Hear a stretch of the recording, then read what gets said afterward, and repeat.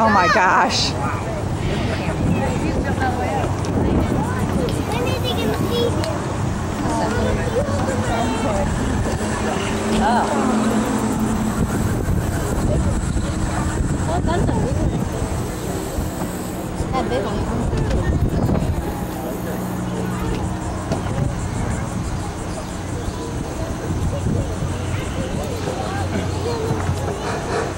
Can everybody hear me okay?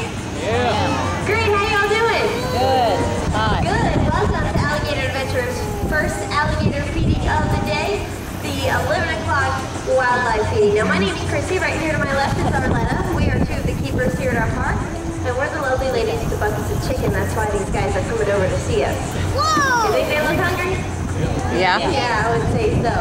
Now before we do get started feeding, there is one very important rule that we'd like to remind everybody of. This rule mainly applies to adults with small children. The rule is no one's allowed on or above these low wooden fences that most of you have your elbows on. Now that does include the following. No one's allowed to sit on these fences, stand on these fences, and unfortunately you're not allowed to have anybody up on your shoulders. But before you bring them down, I'll go ahead and make an exception to that rule because I know there's a lot of people in this section. I will allow you to have a child on your shoulders if you're standing on the center platform right in front of me, away from all the low fences. Not the very back, not the very front, but the center one. And anybody else anywhere else has to have the kids down because these low fences are the only thing that are separating you from our alligators. We don't want any mishaps or extra feedings going on that we don't know about. But everybody's looking good. Thank you so much for cooperating with us on that. So with that out of the way, Arletta and I will go ahead and give these guys some breakfast. Now folks, you are looking at our wildlife area here at Alligator Adventure. This area is set up like a natural wetland and houses about 700 North American alligators. Now in the very front of the park, we've got another feeding area that we call the main pool area. That's home to about 300 of our largest adults. You guys can do the math. We have over 1,000 alligators here at our park. It's a lot of mouths to feed. Now one of the most common questions we get here from visitors is how can we tell the difference between the boys and the girls? Now it's really easy to tell when you're looking at adult alligators because all you have to do is look at their size. One of them gets larger than the other. Who do you think gets larger, the males or the females? Males. If you say males, give yourself a pat on the back. Well done. Yeah, the females are actually the smaller ones in the alligator species. They only get about 6 to 9 feet long, and they weigh about 700 pounds. Oh, here comes one. The males get a lot larger. The adult males can get all the way up to about 15 feet long, and they can weigh in at over 1,000 pounds.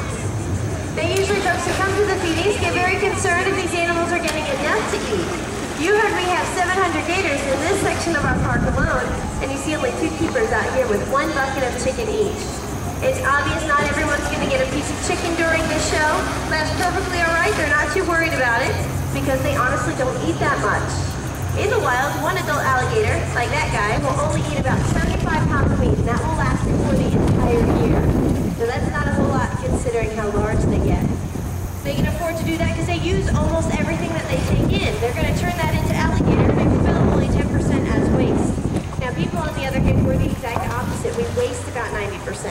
So that's why we need to eat every single day, a couple times a day, to keep our body systems running the way they should. Now you guys down there look a little bit lonely. You want some chicken? If you're nice and loud for Arletta, she'll bring you the rest of her bucket. Do you guys want chicken?